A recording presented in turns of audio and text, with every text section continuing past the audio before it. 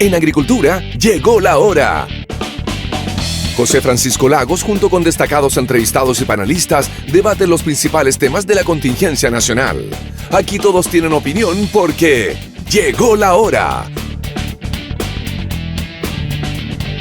¿Qué tal? Muy buenas tardes, bienvenidos a una nueva edición de Llegó la Hora de este miércoles 19 de abril, día glorioso, porque es un aniversario de El Popular Colo-Colo, 98 años de historia y grandeza. Un saludo a toda la comunidad colocolina, que por supuesto nos escuchan varios de ellos, así que al menos la mitad supongo que es de Colo-Colo, como el resto del país. Pero nada, un gran abrazo a toda la comunidad.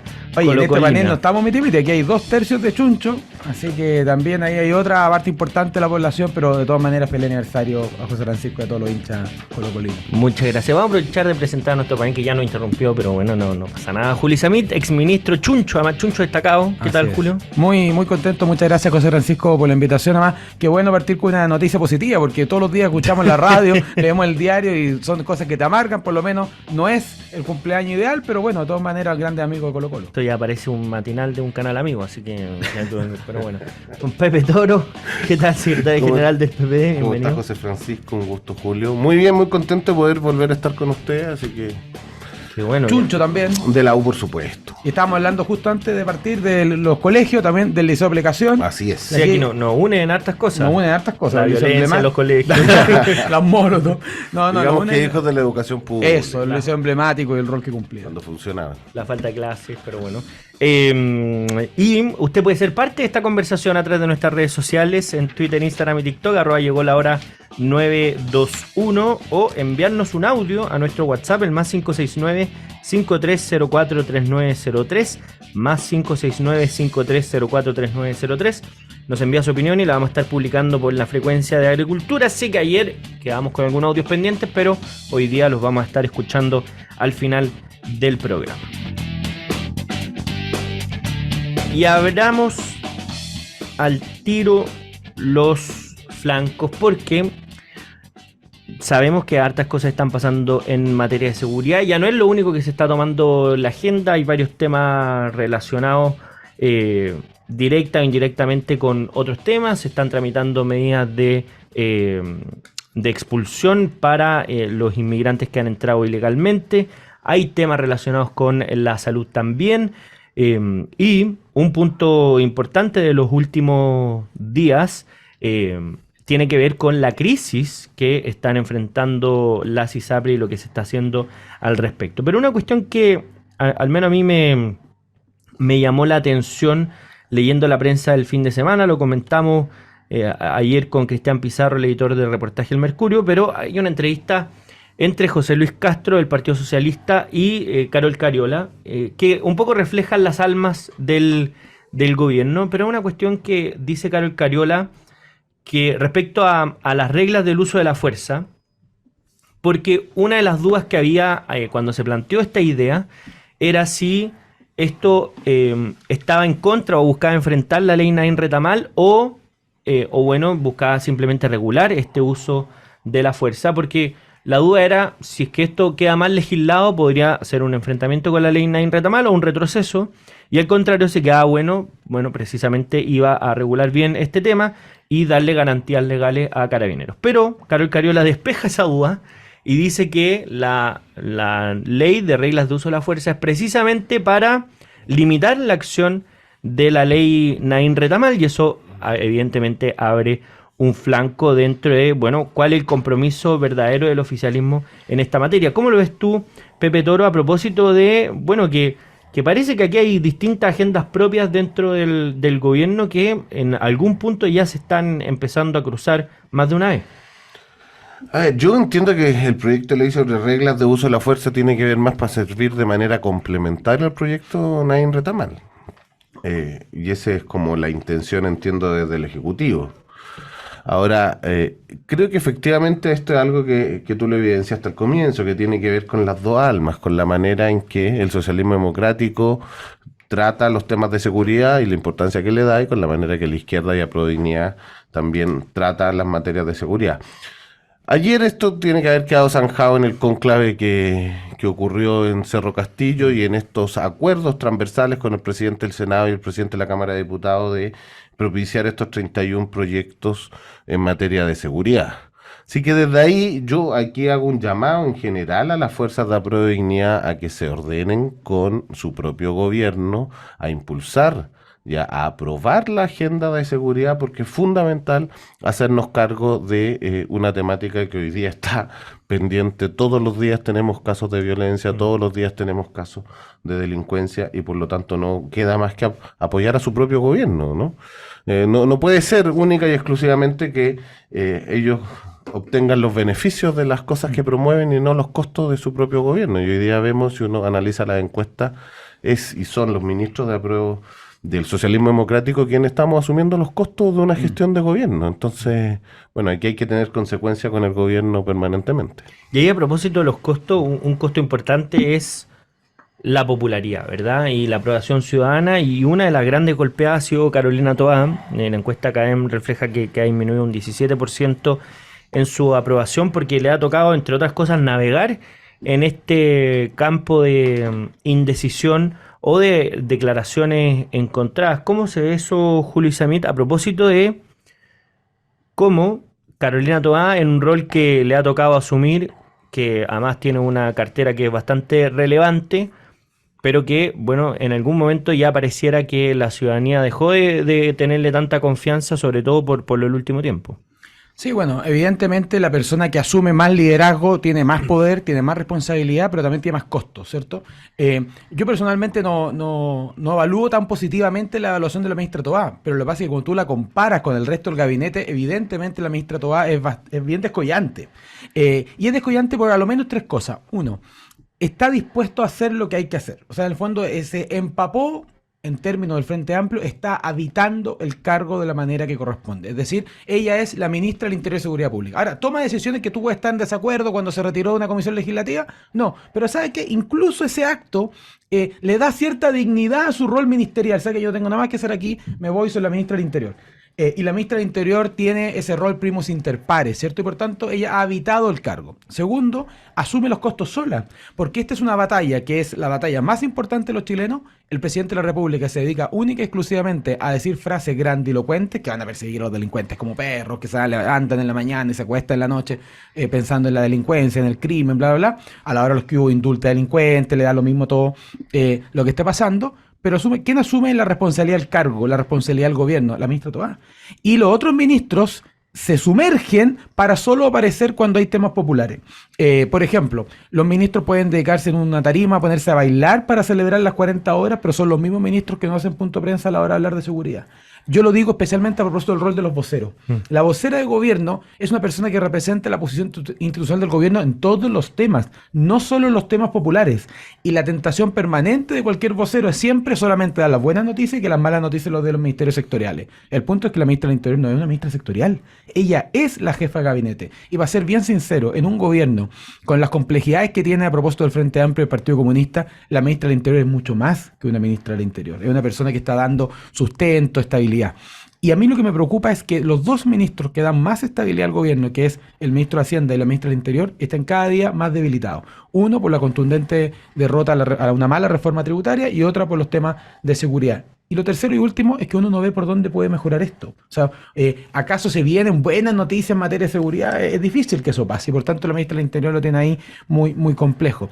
Esto es el trasfondo de todo esto son las dos almas del gobierno que tú comentabas al inicio. Aquí hay una colisión del Frente Amplio y del Partido Comunista, de Apruebo y Dignidad, que solamente quiere estar en algunos temas que tienen una distancia total con Carabineros de Chile. Yo leía en el diario una comida de la ministra Toá con algunos senadores en que decía esto. Decía, mira, aquí hay una coalición que se está haciendo cargo de todos los costos de gobernar y otra coalición que solamente quiere los beneficios. Pepe también lo comentaba en esta línea y evidentemente eso muestra las dos almas del gobierno. Y ahí, a propósito de las dos almas, sabemos que el contexto en que se da esta discusión es enfrentando una contienda electoral. El 7 de mayo elecciones de consejeros constitucionales y hoy día, al menos algunas encuestas, están diciendo que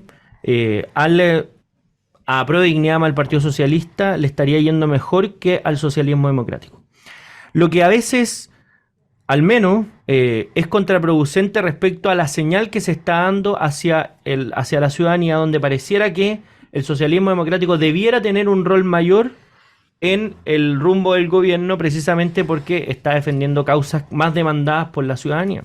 Ahí en el caso del PPD, Pepe Toro, que con la coalición del socialismo democrático hicieron una apuesta, pero esta apuesta va a depender también, o cuánto depende, a tu criterio, de cómo sea el resultado del 7 de septiembre, cuánto va a condicionar este gallito, entre comillas, perdón, 7 de mayo, me puse patriota antes de tiempo, este 7 de mayo, cómo condiciona cuánto finalmente sea el resultado, tanto de la cantidad de votos como de la distribución de consejeros. Y mucho, porque siempre importan los resultados de las elecciones, sobre todo cuando en las conformaciones de los gobiernos o cómo se distribuye el poder dentro de un gobierno.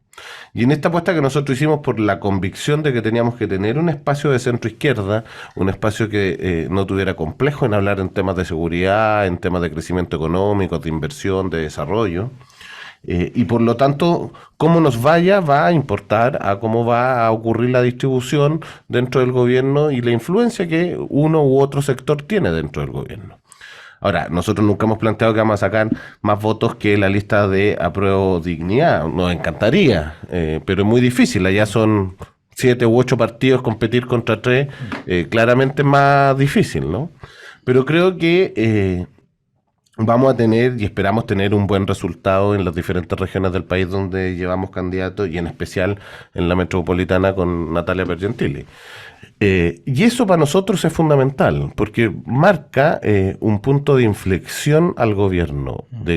Si nos va bien, significa que la gente apuesta por políticas más moderadas, más de centro izquierda, donde la temática del crecimiento y el desarrollo económico sean importantes.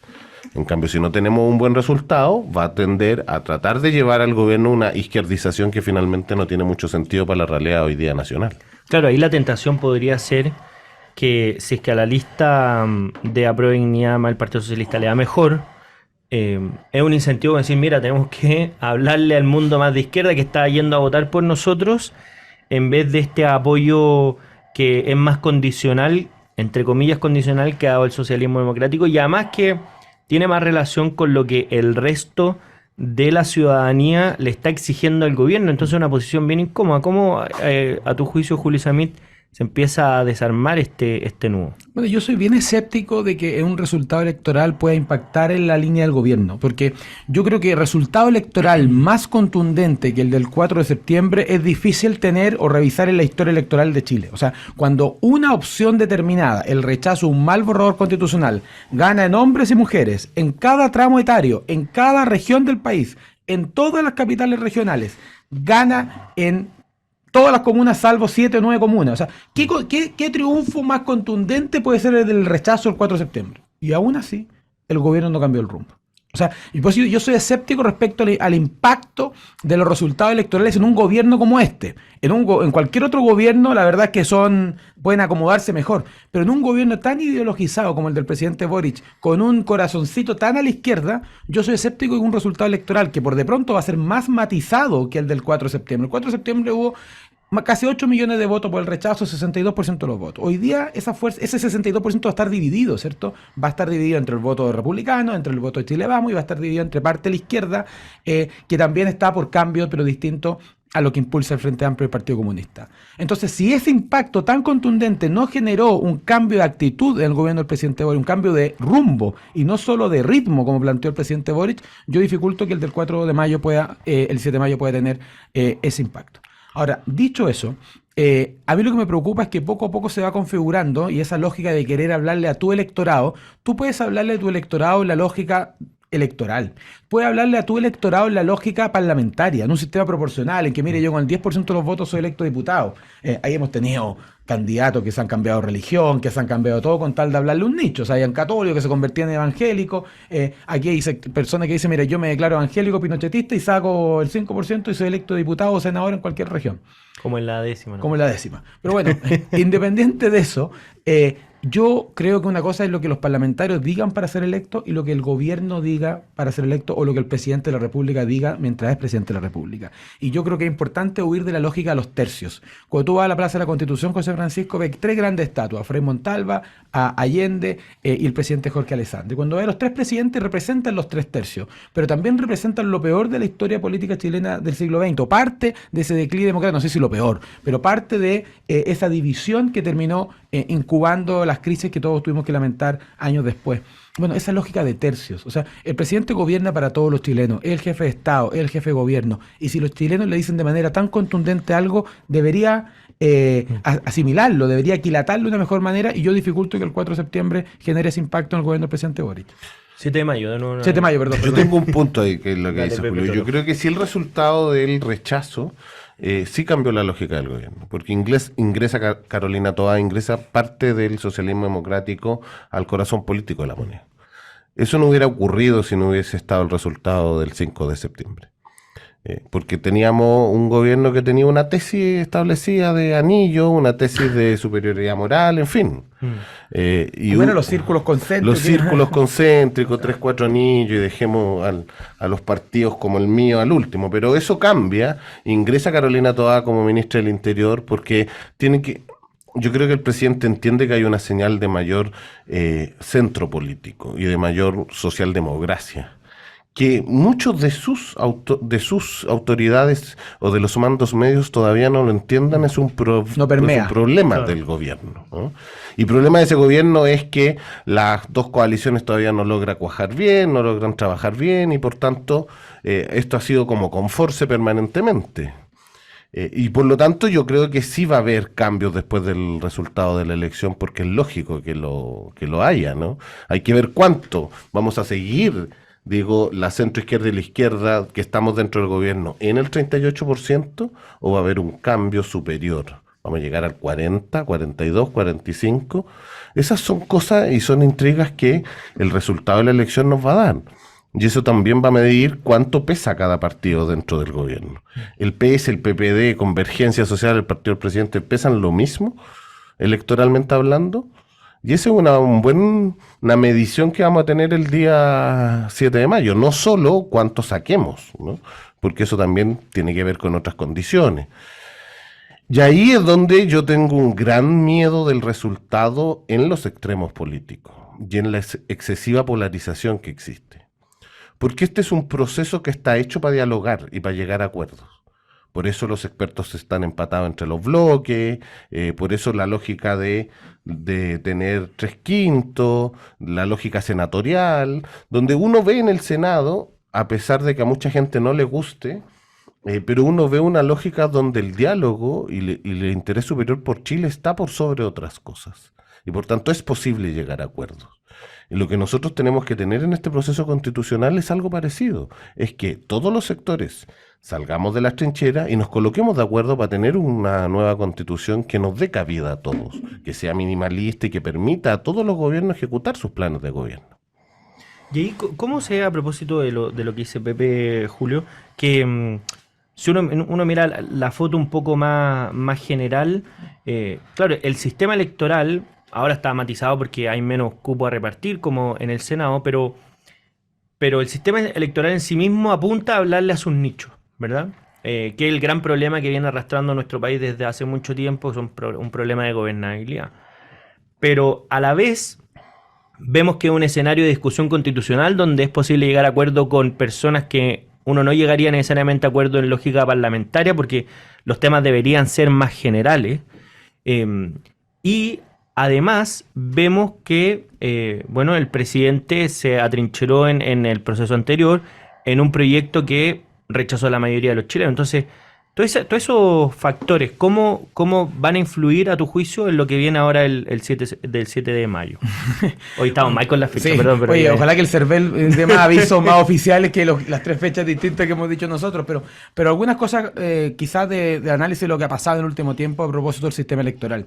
Yo soy muy crítico del sistema electoral chileno. Evidentemente el binominal tenía muchas deficiencias, pero generaba 2 grandes coaliciones.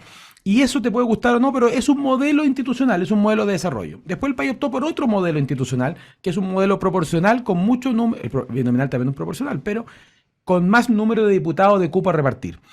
¿Cuál creo yo que esa fue la gran deficiencia de ese sistema? Piensa tú en el distrito Santiago, Providencia, Ñuñoa, Macul, San Joaquín, La Granja. Eran 3 distritos, eran 6 diputados, la gente de Macul, San Joaquín, La Granja tenía 2, Ñuñoa, Providencia tenía 2, Santiago tenía 2. Pero después se unió todo eso, dijeron, oye, para que en vez de 6 sean 8, pero son 8 diputados para todo el distrito de 1 millón de personas. Y lo que pasó con eso es una cuestión muy práctica, porque junto con eso se estableció el voto voluntario. Y lo que hicieron los candidatos es decir cuáles son las comunas que más votan. ¿Dónde yo concentro mi esfuerzo? Yo concentro mi esfuerzo en Santiago, Providencia y Ñuñoa, porque son las comunas que más votan. Y por tanto, en las personas de Macul, San Joaquín, La Granja, que tenían 2 diputados, pese a que el nuevo distrito tenga 8, probablemente hoy día tenga 0 diputados. Porque es muy probable que los diputados del distrito se concentren en las comunas más grandes, como Providencia, Ñuñoa, Santiago, y donde además la gente vota más. Entonces eso te genera un problema. Segundo, el voto voluntario y con un sistema proporcional en que las personas pueden ser electos diputados con 2, 4, 5%, tiende a que tú le hables a nichos. Y por tanto, como decíamos irónicamente en la primera ronda de comentarios, bueno, tú le hablas a mi grupo particular. Pero el que todos nos pusiéramos a hablarle a nuestros nichos, a nuestros grupos, y peor aún ahora los grupos identitarios, que solo importa un solo gran tema, como si fuera la única verdad revelada de la humanidad, lo único que hace es que cada uno, cuando esté en el Congreso, graba un video para su nicho. No está pensando en dialogar con los diputados al lado. Está grabando un video en Instagram para hablarle a su electorado. Y de repente tú ves cuáles son los videos en Instagram, en TikTok, que son los que más se viralizan. Los más duros, los más condenatorios, los más, como dice mi amigo Jorge Acosta, con esa como escándalo fariseico. Bueno, ¿por qué? Porque le está hablando a nichos. Y yo creo que eso a la suma le ha generado un daño al país. Nosotros tenemos que articular un buen sistema electoral que permita que haya representación, pero también estabilidad. Y una última cosa, nosotros hasta la Constitución del 2005, y cuando se cuadró la elección parlamentaria con la presidencial, teníamos elección de medio término. Y hoy día se está discutiendo la reincorporación de la elección de medio término. Yo que era muy contrario a eso, porque siempre prefería que el presidente de la República tuviera también la mayoría, el momento en que los presidentes pasaron a ser electos en segunda vuelta, y ya no en primera, ese efecto se diluye. O sea, tener al presidente de la República el mismo día que los parlamentarios se diluye cuando hoy día todos los candidatos tienen 30 puntos. Es más, el que pasó primero en la elección pasada fue José Antonio Kast con 29 puntos.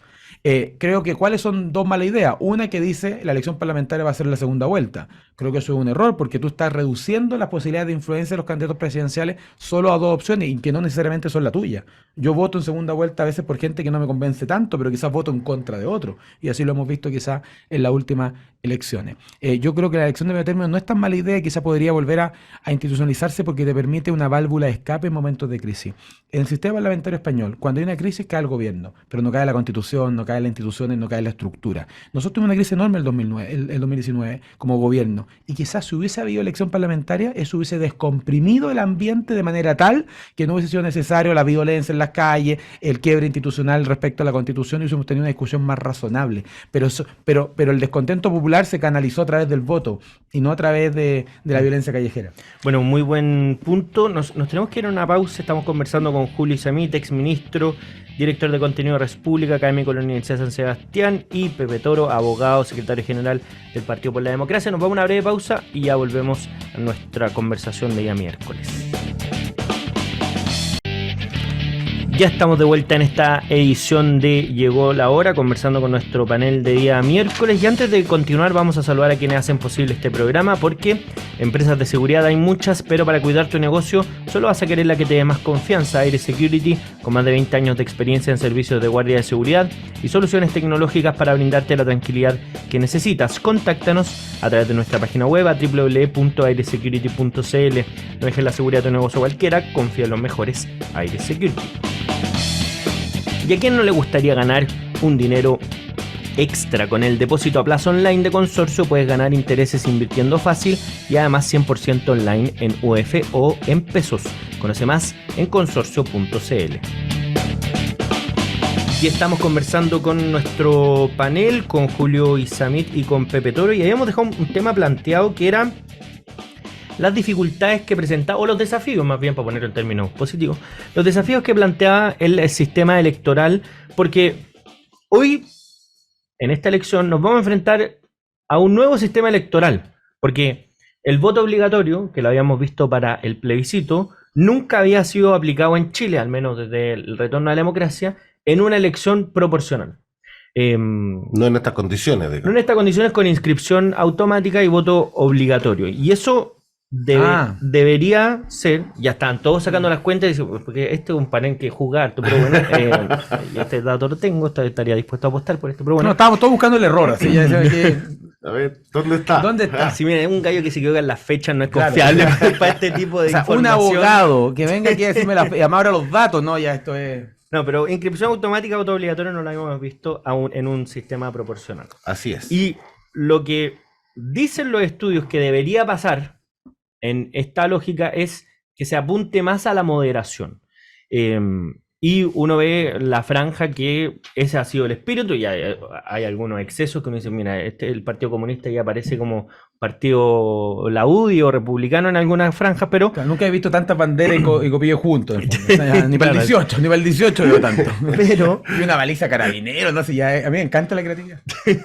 Pero ¿cómo va a condicionar, a tu juicio, Pepe Toro, este nuevo factor para la elección? Porque todas las encuestas que aparecen, cerca de la mitad de la población dice, o de los encuestados dicen, mira, no sabemos por quién votar, pero esa gente presumiblemente va a ir a las urnas el 7 de mayo.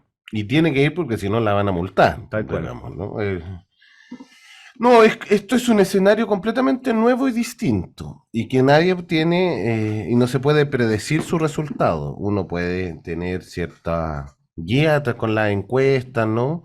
De cómo viene la cosa, pero efectivamente todas las encuestas nos reflejan hoy día que este es un proceso que todavía no prende en la ciudadanía y que no hay interés, y que a lo menos el 50% de las personas no tiene una definición de por quién votar. Lo que va a ocurrir es que la última semana la gente va a tomar la decisión por quién vota. Y eso es fundamental. Ahora, este nuevo modelo esto va a ser la base de cualquier negociación de los partidos a futuro. Porque esta es la prueba, ¿no? Claro, para la municipal. Para la municipal, para la próxima parlamentaria. Y decir que no es así es mentirnos, ¿no? Porque finalmente todos dicen, no, si esto es único, es solo para el proceso constitucional. Mentira. Después en todo el resto de la negociación va a ser importante porque esto es lo más cercano que tenemos del padrón electoral, cómo se va a comportar. Yo creo que hay una premisa falsa cuando en las encuestas dicen, mira, el voto indeciso se va a comportar, se va a repartir parejo, igual en todos. Sí. Y creo que no es así. Y creo que el resultado del plebiscito nos dice que no es así, que ese voto indeciso que marcaba en la encuesta al final termina siendo 3-1. Claro, no fue miti-miti. No fue miti-miti, claro. No hubo una distribución proporcional. Y ahí es que donde creo que lo conversábamos entre medio de la pausa, que la norma puesta por los expertos del 5% es fundamental. Es fundamental porque uno necesita gobernabilidad y eso la da con menos partidos que mucho. Que eso no significa dejar afuera representaciones, porque uno ve y supone que las representaciones históricas van a estar representadas y por lo tanto uno va a tener que tomar decisiones políticas importantes y decir, bueno, vamos a tener que tener un gran partido de centro-izquierda, el Partido Socialista, va a tener que haber un gran partido de izquierda desde el Partido Comunista y el Frente Amplio entre sus tres versiones tendrá que convertirse en uno también. Ahí nos cambia, ¿no? O sea, y este resultado es fundamental porque la ciudadanía va a ejercer su derecho y su deber de votar. Yo creo que no vamos a llegar al 85% que ocurrió en el plebiscito, porque la gente todavía no está muy en esa disputa, ¿no? Pues yo creo que va a andar cerca del 70-75%, lo que eso significa 10, 11 millones de chilenos votando, sí. Y eso es mucho. ¿Cómo se ve el escenario, Julio Samit? Sumando a los datos que dice Pepe entre el cuestionamiento que hay al sistema electoral, entre otras cosas por la atomización de los partidos, 21 partidos con representación parlamentaria, ¿cómo se ve? Además, sobre todo, una cuestión que a mí me parece fundamental, que es cómo va a condicionar esta elección a las conversaciones que vengan dentro de las coaliciones durante las próximas elecciones o lo que quede de gobierno. Bueno, hay varios elementos. Ya habíamos visto algunas debilidades del sistema electoral, la fragmentación que generó, la polarización que generó. Piensa tú que la presidenta Bachelet tuvo mayoría en el Congreso y aún así no pudo aprobar ningún proyecto de ley importante. Entonces, cuando tú tienes alguien que gana la presidencia del gobierno por segunda vez, tiene la mayoría para impulsar sus reformas y no las puede presentar, o si las presenta no puede avanzar en ellas, teniendo la mayoría del Congreso, ¿qué le queda al presidente Piñera y al presidente Boric que no la tienen? La mayoría relativa a la Cámara la tiene la oposición, obviamente la suma de las coaliciones da una votación muy interesante. En el caso del presidente Piñera, para cada proyecto de ley había que convencer 7 personas de oposición. Claro, eso es fácil en marzo del 2018, pero tremendamente difícil después de octubre del 2019. Ahí había que convencer a todos los nuestros que votaron por nuestro proyecto de ley. Y dicho eso, ¿qué es lo que generó? Ese sistema generó un sistema electoral que premiaba la proporcionalidad, pero aún a costa de sacrificar estabilidad, y segundo, un voto voluntario. Yo creo que el voto voluntario es igualmente responsable de esto. ¿Por qué? Porque uno tiene que salir como si esto fuera el cliente, ir a motivar que vayan a comprar a tu tienda. Y yo creo que el voto obligatorio va a tener un gran beneficio, que es que va a obligar a las coaliciones, a los partidos, a hablarle a todos los chilenos y no a su nicho. Y eso tiene un efecto moderador natural. Eso respecto a las votaciones. Respecto al impacto político después del 7 de mayo, tiene que ver lo que va a pasar con la actitud del gobierno, si el presidente Boric va a repetir esta frase de que es un problema meramente de ritmo, pero no de rumbo, o si va a haber un cambio más sustancial, más de fondo. Pero déjame ir un poquito a la centro derecha y a la derecha. Va a ser totalmente fundamental. Claro. ¿Por qué se fue en 2 listas separadas? Para poder medir las fuerzas. O sea, necesitamos información. Tú tienes que tener un levantamiento de información. Y al final el Partido Republicano dijo, ¿por qué yo voy en lista solo? Porque esta es una lista, esta es una representación equivalente a la parlamentaria, no equivalente a la presidencial. En la presidencial ojalá esté un candidato único si uno quisiera. ¿Por qué? Porque hay que llegar al 51% de los votos. Pero en esto no. Esta es una representación de ideas que va a tener expresión en un Consejo Constitucional. Y por tanto midamos la fuerza de los partidos. Así que vamos a estar atentos. Uno, ¿a cuál es la votación de Chile Vamos y la votación del Partido Republicano? Porque quien tiene el eje, el centro de gravedad de la oposición, también es relevante. Y segundo, dentro de Chile Vamos, ¿cuál es el partido que lleva la voz cantante? Si es la UDI, que lleva una cantidad de nombres muy potente en cada región, si va a ser Renovación Nacional, que apuesta como a ser ese partido tradicional histórico, o si Bópoli va a poder recuperarse después del golpe de la última parlamentaria, en que perdió gran parte de su representación en el Congreso. Entonces, bueno, vamos a estar atentos también a eso, y eso es fundamental. Así como va a tener un impacto en el gobierno, va a tener un impacto en nuestra coalición. Y hoy día lo vemos. Las encuestas han ido cambiando, da la impresión de que hay hoy unas fuerzas, como decía Pepe, más en los extremos del tablero, o a veces decirle extremo es una cuestión meramente geográfica, porque sí. El otro día escuchaba a Luis Alejandro Silva que decía ¿por qué tachan al Partido Republicano de extremo? Claro, es porque somos los que estamos más a la derecha, pero las cosas que estamos planteando no son extremas más allá de la cuestión meramente geográfica. Entonces, bueno... porque todavía puede haber mucho más ahí en ese hay campo. Cosas que uno ve en TikTok y en Instagram que dice, hay una creatividad a ambos lados del espectro político impresionante. Pero bueno, pero eso también, perdón ese tema, sí. Pero yo creo que también eso mueve a las fuerzas políticas tradicionales, a las corrientes históricas que decía Pepe, a ser tremendamente responsables, pero activas, proactivas, salir a liderar sus coaliciones, a liderar sus propios partidos. La gran crítica que yo le he tenido, por ejemplo, yo soy de Chile Vamos, pero la gran crítica que le he tenido a nuestra coalición es la falta de liderazgo, no que no tuviéramos grandes nombres o liderazgo para llegar a acuerdos, está bien, pero liderar la propia coalición. Y por ejemplo, hoy día, y perdone que meta un pelo en la sopa, sale el presidente de Renovación Nacional diciendo que como Chile Vamos ahora se está a favor de un ente estatal que pague las pensiones. Yo estoy a lo menos en 2 o 3 grupos WhatsApp donde hay un incendio, un escándalo fariseico, y dice, no, nosotros creemos en la libertad de las personas para decidir en qué modelo previsional quieren estar, en qué modelo de salud quieren estar. Y en qué momento ahora alguien habla a nombre de toda la coalición. Sí. Entonces, me parece también una irresponsabilidad. Tenemos que tener buenos liderazgos que sepan encauzar nuestra coalición, pero también liderar su propia coalición. Y ahí, Pepe, un tema a propósito de algo que señalaste que me parece muy, muy interesante es ¿cuál va a ser el estándar de evaluación de los resultados del 7 de mayo? Que no se me debe olvidar más porque además ese día está de cumpleaños mi mamá, así que es muy feo que se me olvide, pero hecho de mandarle un saludo. Pero Pepe, una va a ser la distribución de los votos en las coaliciones, ¿verdad? Pero otra, que dijiste que me parece muy importante, es la distribución dentro de los partidos, porque esa va a ser otra negociación que se produzca a raíz del 7 de mayo, entre otras cosas porque donde están las mayores tensiones, a mi juicio, es entre individualidades de algunos partidos, que lo vimos muy gráficamente con la ministra Toá intentando aprobar la ley Nadine Retamal, mientras el presidente de Convergencia Social, el partido del presidente de la República, está manifestándose afuera contra esa ley. Entonces, ¿cuál va a ser el estándar de evaluación del 7 de mayo?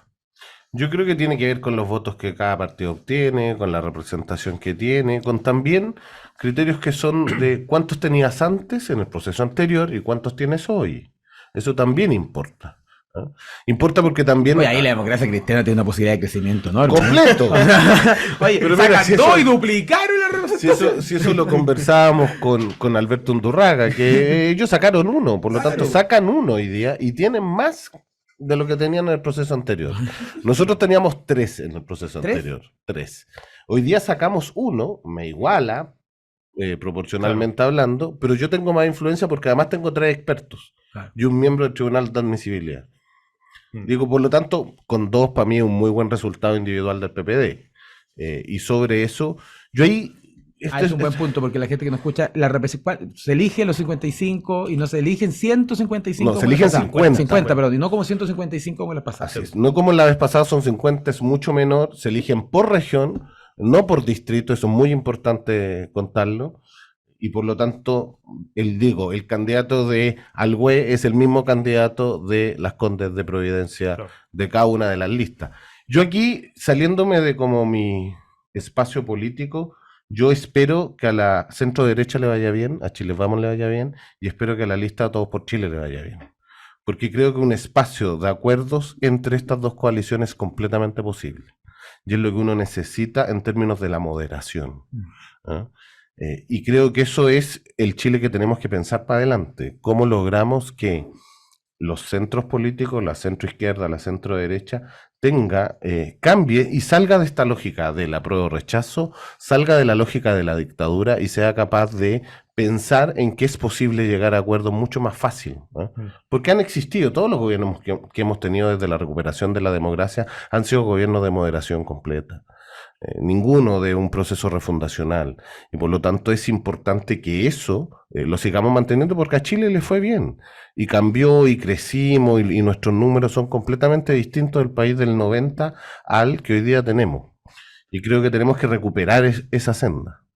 Bueno, vamos a ver cómo sea ese resultado entonces y cuáles son los caminos a seguir. Lamentablemente se nos fue el tiempo del panel. Oye, puedo hacer un pequeño paréntesis muy breve, querido José Francisco. Yo sé que vienen los audios, pero yo me pegué un chaqueteo a Renovación Nacional que había dicho que estábamos abiertos ahora y resulta que se publica un nuevo tuit corrigiendo lo anterior.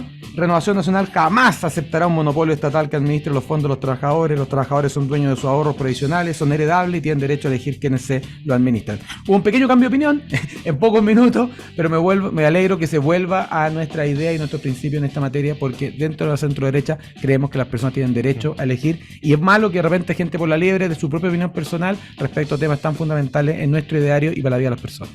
Julio Samit, ex ministro y director de Contenido de República, académico de la Universidad de San Sebastián, muchas gracias por habernos acompañado hoy. Pepe Toro, abogado secretario general del PP, muchas gracias también Muchas gracias por sumarte. Nosotros nos vamos a una breve pausa y a la vuelta escuchamos la opinión de nuestros auditores. No se vayan. Ya estamos de vuelta en esta edición de Llegó la Hora y llegamos al bloque donde escuchamos y leemos la opinión de nuestros auditores. Y ojo, porque antes les tengo una buena noticia. El programa Deportes en Agricultura ha sido nominado al Copihue de Oro como mejor programa deportivo 2023 en radio y televisión. Felicitamos a nuestro equipo de deportes por este importante reconocimiento y agradecemos también a nuestros auditores por el apoyo, dándonos una gran sintonía. Y lo importante, cómo votar por el programa, lo pueden hacer en www.copihuedeoro.cl, así que ahí pone sus datos y puede votar por el equipo de deportes en agricultura.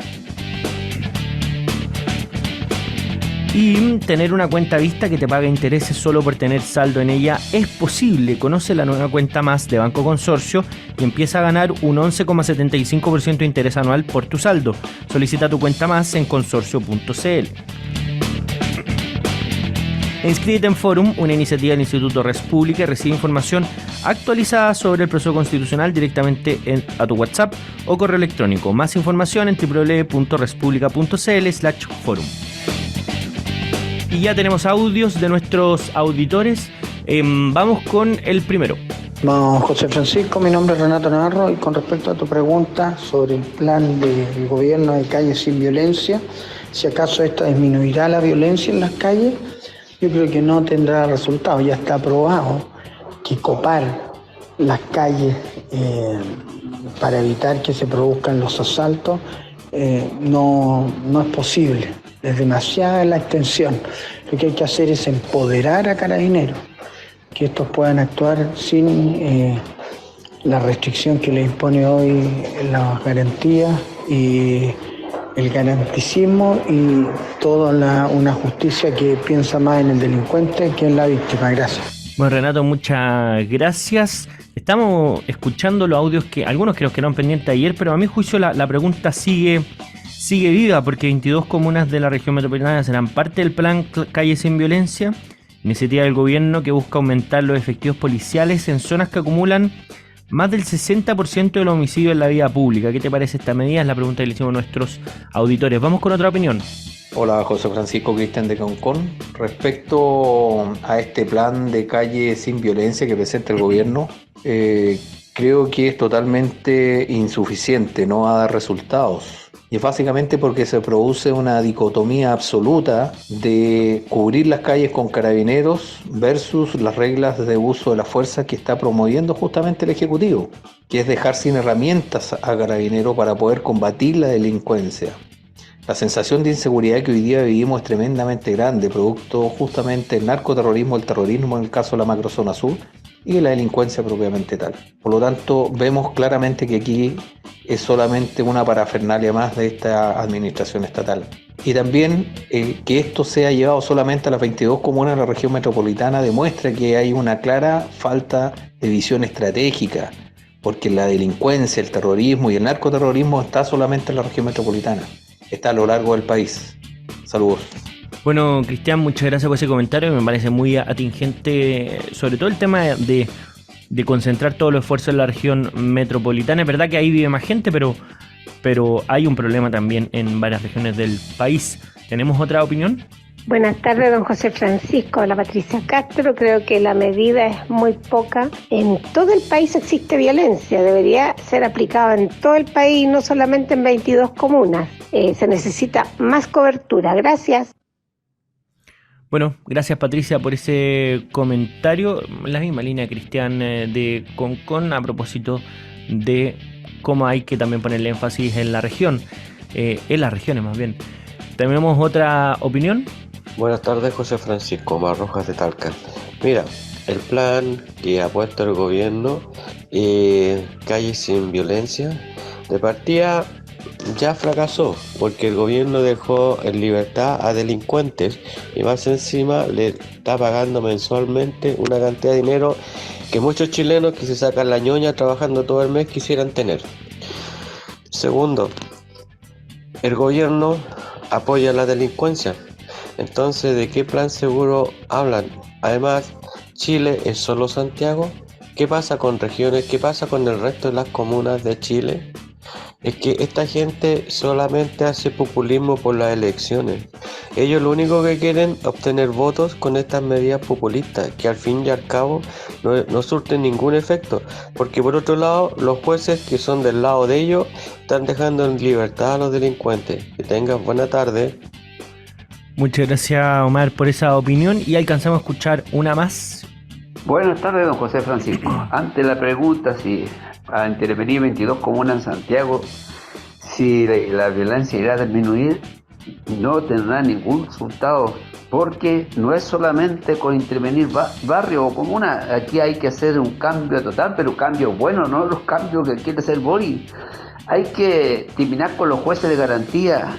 Hay desde el Sename para abajo que estos gobiernos civiles están fabricando delincuentes juveniles, adolescentes, que hacen que no tengan responsabilidad. Entonces, de aquí a que tengan 18 años se dedican profesionales del delito.